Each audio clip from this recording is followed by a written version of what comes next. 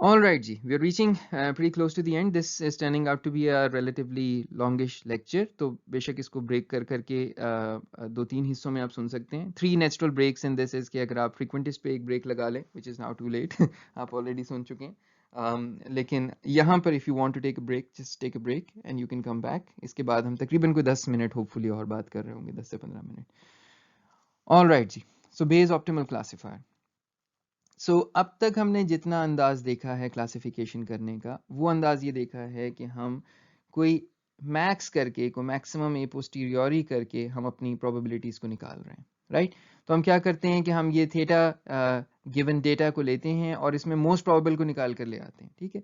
लेकिन आप ये भी तो जहन में रखें कि आपके probability of theta given data में और बहुत ज़्यादा इन्फॉर्मेशन थी, जबकि मैप जो है वो सिंपली मैक्स निकालता है और बाकी सब फेंक देता है, और ये सब सिर्फ ये पूछता है what's the most probable hypothesis given the training data. हम एक डिफरेंट क्वेश्चन भी तो पूछ सकते हैं जो कि ज़्यादा रेलिवेंट है, वो ट्रू बेसियन अप्रोच है. वो ये है कि आप अपनी पोस्टीरियर प्रेडिक्टिव डिस्ट्रीब्यूशन को उससे डायरेक्टली लेबल को प्रेडिक्ट करने की कोशिश करें. जैसे कि आप मैप में कर रहे हैं मैक्स करके, आप मैक्स ना करें, आप किसी और तरह से करें. So basically you're asking the question. अब आप उस क्वेश्चन में यूं इंटरेस्टेड हो गए हैं, आप ये कह रहे हैं what's the most probable classification of the new instance, जो डेटा का आपको point training data test data मिला है, गिवन द ट्रेनिंग डेटा, आपकी नई इंस्टेंस का लेबल क्या होना चाहिए. और ये लेबल निकालने का जो तरीका अब हम फॉलो करेंगे वो पहले से मुख्तलिफ है. ये एक दूसरा अंदाज है हमारे क्लासिफिकेशन करने का यूजिंग बेस थ्योरम, और इसको हम एक एग्जांपल से देख लेते हैं. एज्यूम करें कि हमारे पास एक हाइपोथेसिस स्पेस है जिसमें 3 हाइपोथेसिस हैं, H1, H2 और H3. अब आपके जहन में वो रैंडम वेरिएबल वाली बात आ जानी चाहिए. 3 रैंडम वेरिएबल्स हैं with different probability mass functions या प्रोबेबिलिटी डिस्ट्रीब्यूशन फंक्शंस, ठीक है?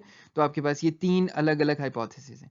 Suppose that a posterior probabilities of these hypothesis, आपने इन हाइपोथेसिस की पोस्टीरियर्स निकाली हैं अलग अलग. सो H1 की पोस्टीरियर निकालिए, H2 की निकालिए, H3 की निकालिए. So probability of H1 given D, probability of H2 given D, probability of H3 given D निकाली है, और वो आपके पास 0.4, 0.3 and 0.3 आ गई, ठीक है? मैं इसको यहाँ पर एक दफ़ा लिख भी देता हूँ. So probability of H1 given D is equal to 0.4. Your probability of H2 given D is equal to 0.3, and your probability of H3 given D is equal to 0.3. ठीक है, ये 3 आपने इनकी प्रोबेबिलिटीज निकाल ली. तो इस मौके के ऊपर जो हाइपोथेसिस मैप है, आपकी मैप हाइपोथेसिस है, वो H1 है, right? H1 is the winner in तीनों में से, और ये हमारा सिंपल आंसर हो सकता था, और इस H1 के ऊपर हम अपना फैसला दे सकते थे कि हमारी क्लासिफिकेशन क्या बननी चाहिए. लेकिन एक दूसरा अंदाज भी है. सपोज वो एक नई इंस्टेंस आपके पास आती है जिसको H1 कह देता है कि पॉजिटिव है, लेकिन H2 और H3 उसको कह देते हैं कि नेगेटिव है, ठीक है? उन दोनों के नज़दीक ये नेगेटिवली क्लासीफाई होनी चाहिए, इसके नज़दीक ये पॉजिटिवली होनी चाहिए. तो अगर हम सारी हाइपोथेसिस को इनटू अकाउंट करें, इन सब का उसमें बीच में कंसिडर करें, तो the probability the x is positive is 0.4, जैसे कि H1 कह रहा है, और जो कि हम कह देते अगर ये हमारा मैप का आंसर था. लेकिन the probability that x is negative is 0.6, क्योंकि इस पे 2 कह रहे हैं. अगर मैं इन दोनों की बात को मिला लूं, ये 2 कह रहे हैं कि इसकी प्रोबेबिलिटी जो है ये नेगेटिव है. So this is the positive and this is the negative. This is negative, 2 लोग कह रहे हैं. अगर मैं इनकी बात मान लूं तो मैं ये एक और तरह का क्लासीफायर बना लूंगा, और ये जो क्लासीफायर होगा इसकी कुछ प्रॉपर्टीज हम आगे देखते हैं. So the most probable classification in this case is negative, which is different from the MAP hypothesis, ठीक है? अच्छा जी. So in general the classification decision VJ को आप एक लेबल समझ सकते हैं. लेट्स से आप इसको स्पैम या नॉट स्पैम या कुछ भी समझ सकते हैं. VJ is made by combining all the predictions of all hypotheses HI. जितनी भी आपके पास hypotheses है सबको आप अब combine करें, weighted by their individual posterior probabilities. अच्छा, अब यहाँ पे हम क्या कह रहे हैं? हम कह रहे हैं hypothesis 1 तुम्हारे ख्याल में स्पैम है, हाँ जी स्पैम है. हाइपोथेसिस 2 तुम्हारे ख्याल में स्पैम है, हाँ जी स्पैम है. हाइपोथेसिस 3 तुम्हारे ख्याल में स्पैम है, नहीं जी नहीं स्पैम है. अब हम अगला सवाल क्या करेंगे? हम अगला सवाल करेंगे हाइपोथेसिस 1 तुम्हारी अपनी प्रोबेबिलिटी क्या है? अब वो बता देगा. हाइपोथेसिस 2 तुम्हारी अपनी प्रोबेबिलिटी क्या है, हाइपोथेसिस 3 तुम्हारी अपनी प्रोबेबिलिटी क्या है, तो यानी तुम्हारी क्रेडिबिलिटी कितनी है.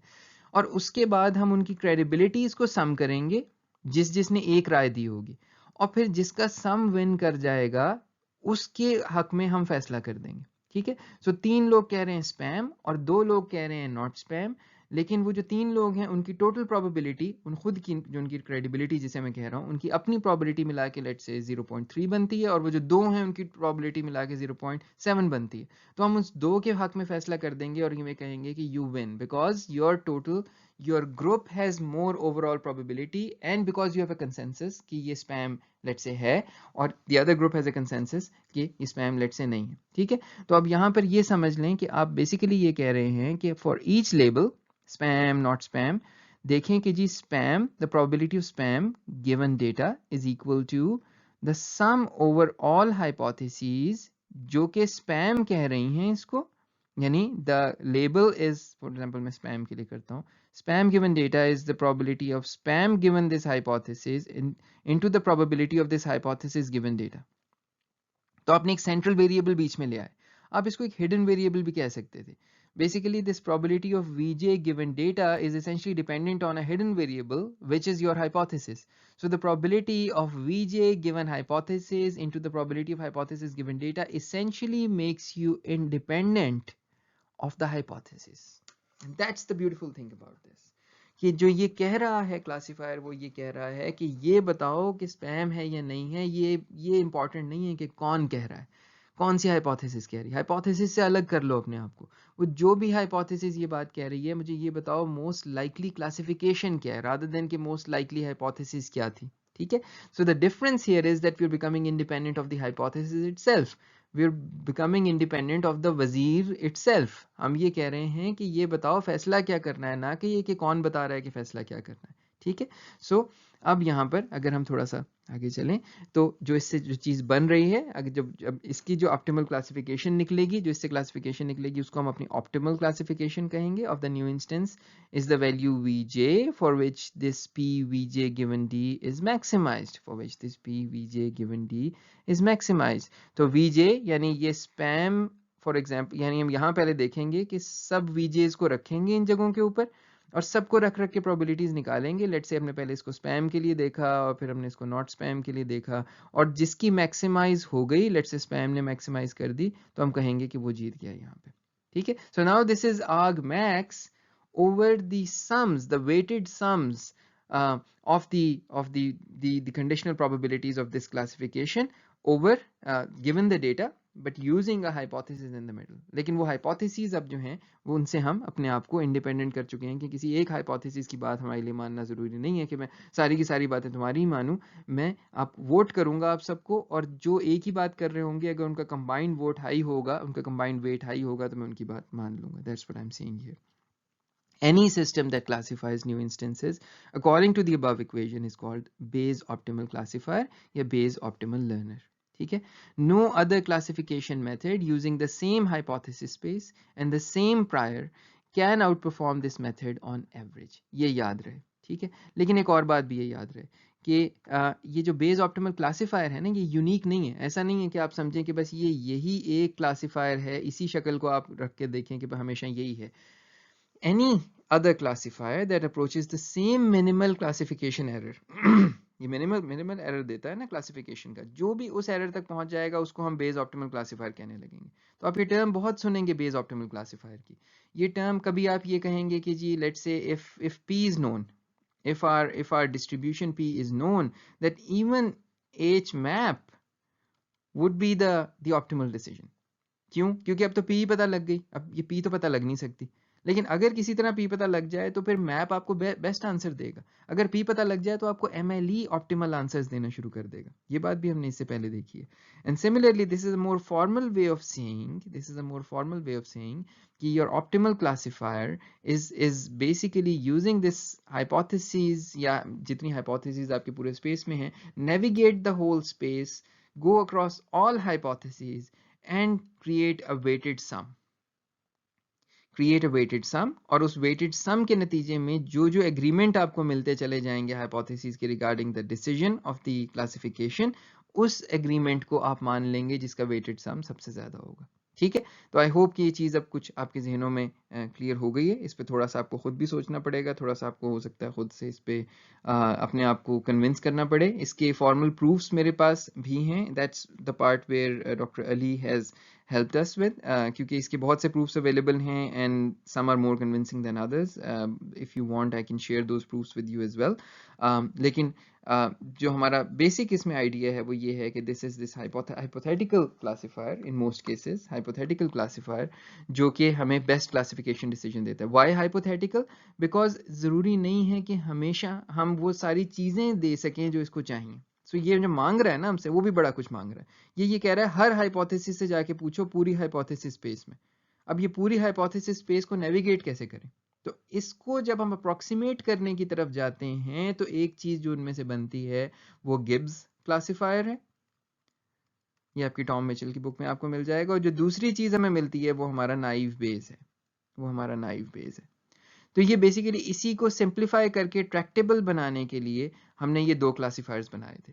और अगर उनकी भी कंडीशंस कभी मीट कर जाएं जो उन्होंने रखी हुई हैं, तो हम ये भी शो कर सकते हैं कि वो ऑप्टिमल डिसीजन मेकिंग कर रहे हैं, because now all of their conditions in case of naive based independence is met, so it's giving you the optimal decision. ये बेस ऑप्टिमल डिसीजन को हम आगे भी यूज कर रहे होंगे किसी भी केस में। जब हम कहेंगे ना कि बेस ऑप्टिमल डिसीजन या Bayes optimal classifier, we would simply mean to say that that's the theoretical best that can happen. A curious property of this Bayes optimal classifier is that कि जो decisions ये आपको दे रहा है ना, predictions दे रहा है, वो ज़रूरी नहीं है कि वो किसी एक hypothesis में मौजूद हों आपके एज के अंदर। इस बात का क्या मतलब है? देखें, फ़र्ज़ करें आपके पास एक वेक्टर x है जिसके अंदर आपके डेटा पॉइंट्स हैं सारे। आपने उस पूरे के पूरे को क्लासीफाई करा दिया है। लेट्स से उसके हर पॉइंट पे आप जाके कहते हैं कि मुझे इसकी क्लासिफिकेशन दो। अब हर पॉइंट x1 x2 x3 के जो आप लेबल्स ला रहे हैं, y1 y2 या y hat 1 y hat 2 and so on, जिस अंदाज से आपने पिछली स्लाइड के ऊपर बेस ऑप्टिमल क्लासिफायर को चलते देखा है, वो जरूरी नहीं है कि ये किसी एक हाइपोथेसिस से आ रहे होंगे। जरूरी नहीं है। x1 हो सकता है किसी और सेट ऑफ हाइपोथेसिस के सम ऑफ डिसीजन से आ रहा हो, x2 किसी और से आ रहा हो। तो मैं अगर इस पूरे के पूरे को क्लासिफाई करूं और उसके बाद कहूं किस हाइपोथेसिस स्मॉल h ने इस पूरे को क्लासिफाई किया, तो वो कोई एक हाइपोथेसिस नहीं होगी। It's like a merger of those hypothesis जिन्होंने इसको क्लासिफाई किया। तो इसलिए हम ये कहते हैं कि one way to view this is to think of the Bayes optimal classifier is effectively considering a hypothesis space h bar या h dash which is different from of the hypothesis h to which the Bayes theorem is applied। ठीक है, apply उसे एक पे किया था, लेकिन क्योंकि आप उनका लीनियर सम लेकर, उनका लीनियर वेटेड सम लेकर उनके आंसर्स दे रहे हैं, सो लिहाजा this h bar is effectively includes hypotheses that perform comparisons between linear combinations of predictions। आप यही कर रहे हैं ना, उन सबको आपस में जोड़ो जो yes कह रहे हैं, उन सबको आपस में जोड़ो जो no कह रहे हैं, और फिर उसको वेट कर दो उनकी टोटल प्रोबेबिलिटी के साथ। ठीक है, तो ये मल्टीपल हाइपोथेसिस से आ सकते हैं, लिहाजा हम ये जरूरी, इसमें एक बहुत बड़ा आपको फायदा ये हो गया है कि किसी एक हाइपोथेसिस एज पे अब आप स्मॉल एज पे रिलाय नहीं कर रहे हैं।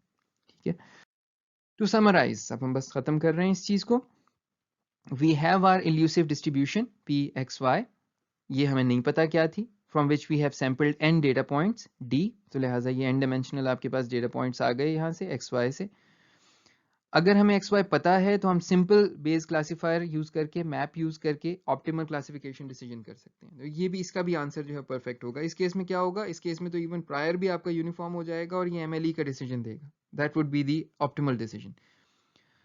But we do not know this P X Y, so हम इसको एस्टिमेट करने की कोशिश कर सकते हैं as best as we can using the P theta X Y using the parameters theta. ठीक है, अगर हम इसको डायरेक्टली एस्टिमेट करें तो उसे हम कहते हैं डिस्क्रिमिनेटिव लर्निंग। अगर हम उसको एस्टिमेट करें using the base rule reverse करके, तो उसे हम कहते हैं जनरेट। ये हमारे पास सैम्पल पॉइंट्स थे। अगर हम, और because we do not know this, तो हम एस्टिमेट करते हैं। एमएलई के अंदर हम इसको एस्टिमेट करने की कोशिश करते हैं इस अंदाज से कि हमारा डेटा की प्रोबेबिलिटी मैक्सिमाइज हो जाए, that's your maximum likelihood estimation. ठीक है, और जैसे कि हमने पहले बात की थी, दिस मेक सेंस बिकॉज जो आपका डेटा है वो पी से आया है। अगर पी थीटा हम ऐसी बना सकें एस्टिमेटेड डिस्ट्रीब्यूशन जिससे यही डी निकलता हो, तो इट मेक सेंस कि your P theta would be something like your original P. Map के अंदर हम इसको एस्टिमेट करते हैं एज्यूम करते हुए थीटा को रैंडम वेरिएबल, और उसके बाद हम कोई प्रायर बिलीफ ले आते हैं उस थीटा के ऊपर, और फिर मैक्सिमाइज करने की कोशिश करते हैं overall over the given the data, but overall the like we try to overall this whole space of जो हमारा पूरा probability mass function है हमारे थीटा का, उसके अंदर हम बेस्ट को निकाल कर, बेस्ट लेबल को निकाल कर लाने की कोशिश करते हैं, यानी which particular value from the sample space of theta, where theta is a random variable, gives you the best possible outcome, the highest outcome. ठीक है. And finally as a true Bayesian हम वोटेड करने की कोशिश करते हैं और actual classification decision के अंदर इंटरेस्टेड हो जाते हैं और वोट लेने की कोशिश करते हैं सारी की सारी हाइपोथेसिस से. बाय द वे अगर हम इसको कंटिन्यूस डोमेन के ऊपर करें, अगर हमने अभी जो देखा था डिस्क्रीट डोमेन पे किया था और ये फॉर्मूला देखा था, अगर कंटिन्यूस पे करेंगे तो ये इंटेग्रल में कन्वर्ट हो जाएगा और फिर कंटिन्यूस हाइपोथेसिस स्पेस के ऊपर भी हम ये काम कर सकते हैं. ठीक है. And finally, so this is what we usually call the Bayes optimal classifier. Although जैसे हमने कहा वो कोई यूनिक चीज़ नहीं है, वो सारे क्लासीफायर जो इस ऑप्टिमल डिसीजन तक पहुंच सकते हैं उनको हम Bayes optimal classifier ही कहते हैं.